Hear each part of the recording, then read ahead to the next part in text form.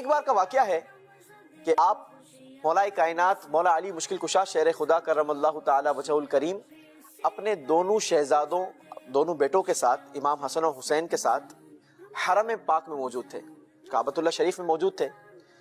آپ نے وہاں پر ایک شخص کو دیکھا کہ جو بڑی رو رو کر دعائیں کر رہا ہے۔ آپ کو اس پر بڑا ترس آیا، رحم آیا، اس کو بلوایا۔ جب اس کو بلوایا نا تو پتا چلا کہ وہ چل نہیں سکتا، کیونکہ اس کا ایک حصہ، جسم کا ایک حصہ فالج کھا چکا ہے۔ فالج پتہ ہے کیا ہوتا ہے؟ جب فالج لگ جائے نا تو فالج میں انسان کا جسم یا جس چیز پر لگ جائے وہ چیز حرکت نہیں کرتی، بالکل ساکت ہو جاتی ہے۔ اب اس کا کنٹرول اس پر نہیں ہوتا۔ جیسے مثال کے طور پر ابھی تو ہم ہاتھ اٹھا سکتے ہیں نا، انگلی بھی ہلا سکتے ہیں، موو کر سکتے ہیں، کچھ پکڑ سکتے ہیں، دے سکتے ہیں، لے سکتے ہیں۔ اللہ نہ کرے کسی کو فالج ہو جائے تو اب وہ کچھ موو نہیں کر سکتا، وہ بے جان ہو جاتا ہے، سن ہو جاتا ہے۔ تو اس شخص کا پورا آدھا جسم یہ سن ہو چکا تھا۔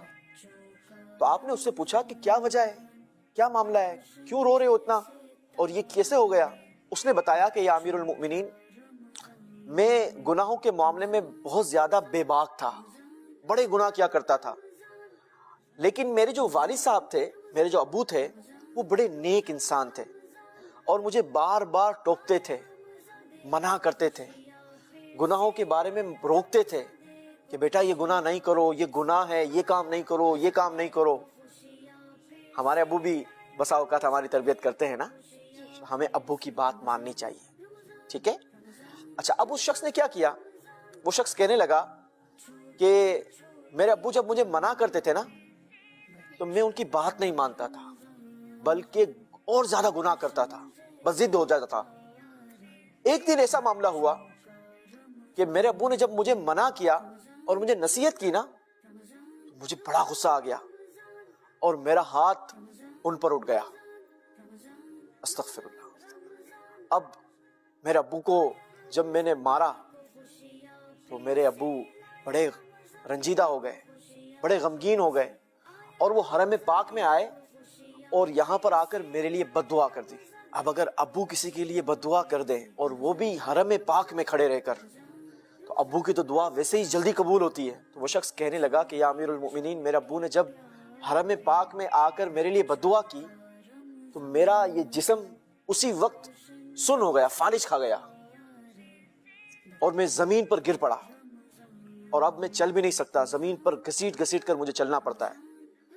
مجھے جب یہ سزا ملی تو اب مجھے بڑی نصیحت ہو گئی، اب میری عقل ٹھکانے آ گئی، اور میں بڑا رویا، بڑا اللہ سے بھی معافی مانگی، رو رو کر ابو سے بھی معافی مانگی، لیکن میرا یہ جو معاملہ تھا یہ درست نہیں ہوا۔ والد تو والد ہوتا ہے نا، والد شفقت کرنے والے ہوتے ہیں، محبت کرنے والے ہوتے ہیں۔ بیٹا تھوڑا سا پریشان ہو جائے، گرچہ کہ نافرمان ہو، لیکن آپ نے ابو کو دیکھا ہوگا کہ بچہ اگر پریشان ہوتا ہے تو ابو بے چین اور بے قرار ہو جاتے ہیں۔ کہنے لگا کہ میرے ابو بھی میری یہ تکلیف دیکھ کر بے چین اور بے قرار ہو گئے۔ میرا ہاتھ پکڑا اور مجھے کہا چل، جس جگہ پر جا کر میں نے تیرے لیے بد دعا کی تھی نا، ہم اسی جگہ چلتے ہیں اور تیرے لیے وہاں جا کر میں دعا کرتا ہوں۔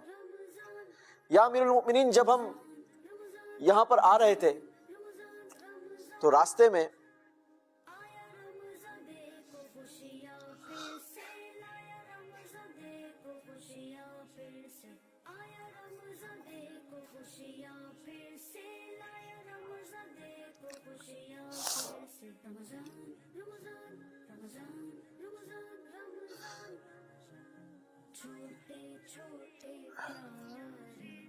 تو کہنے لگا کہ جب ہم دونوں باپ بیٹے گھر سے نکلے اور ہم مکہ مکرمہ آنے کے لیے چل پڑے تو راستے میں جس اونٹنی پر میرے ابو سوار تھے وہ اونٹنی بتک گئی اور اس نے دوڑنا شروع کر دیا۔ اب آپ کو پتا ہے اونٹ اگر بے قابو ہو جائے نا، بتک جائے، تو وہ پھر قابو آسانی سے نہیں آتا۔ اس نے دوڑنا شروع کر دیا۔ کہا میں نے بڑی کوشش کی کہ اس کو روکوں، اس کو پکڑوں، لیکن ابو بھی اس پر بیٹھے ہوئے تھے۔ اب وہ ایک ایسی چٹان میں جا کر پھنس گئی کہ جہاں پر میرے ابو کا انتقال ہو گیا۔ اب میرے ابو کے انتقال کے بعد میں حرم پاک میں آ گیا اور یہاں پر آ کر میں نے بڑی دعائیں کی، رو رو کر اللہ سے اپنے گناہ کی معافی مانگی، لیکن یا امیر المؤمنین میری حالت آپ کے سامنے ہے۔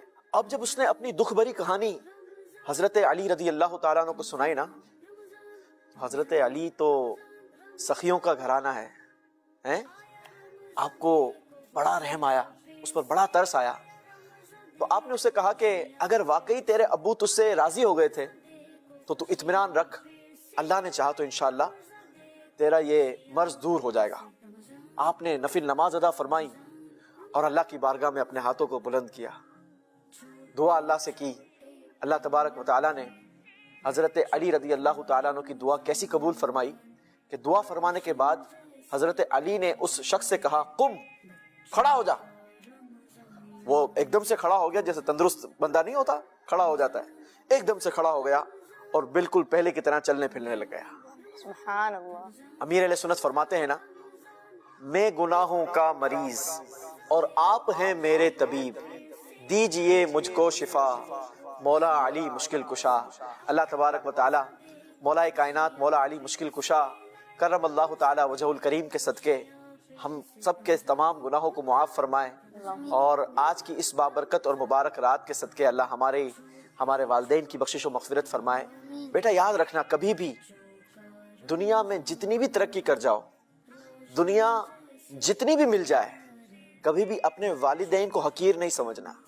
بہت سارے گندے لوگ ہوتے ہیں جو کچھ مقام مل جاتا ہے، پیسے مل جاتے ہیں، تعلیم مل جاتی ہے، ڈگریاں مل جاتی ہے، تو اب وہ اپنے والدین کو سمجھتے ہیں کہ آپ کو تو کچھ نہیں آتا، آپ کو زمانے کا نہیں پتا، زمانہ بہت آگے نکل گیا ہے، کیا وہ پچھلے زمانے کی باتیں کرتے ہو، اب زمانہ بڑا دور فاسٹ ہو گیا ہے، آپ کو نہیں پتا، ٹیکنالوجی کا دور ہے۔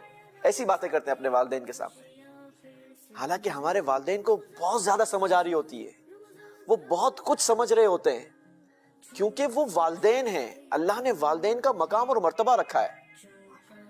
ان کو تو اس وقت بھی سمجھ آتی تھی جب ہمیں بولنا نہیں آتا تھا۔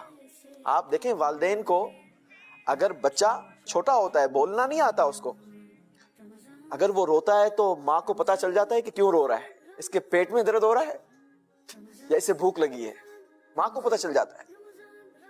باپ اپنا نام دیتا ہے، بہت سارے لوگ کہتے ہیں کہ آپ نے میرے لیے کیا کیا ہے، اپنے والدین سے کہتے ہیں آپ نے میرے لیے کیا کیا ہے۔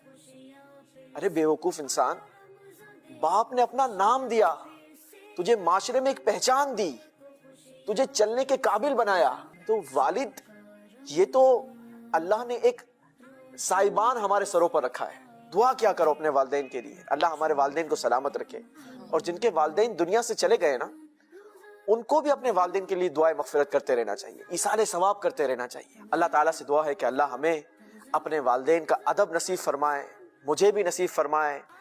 مدنی چینل کے ناظرین، ہم سب ایک دوسرے کے لیے دعا کریں کہ آج کی اس بابرکت اور مبارک رات کے صدقے جن کے والدین اس دنیا سے رخصت ہو گئے، اللہ ان کی مغفرت فرمائے، ہمیں والدین کا ادب نصیب فرمائے، ہمارے والدین کو ایمان کی سلامتی والی، صحت تندرستی عافیت والی طویل زندگی عطا فرمائے۔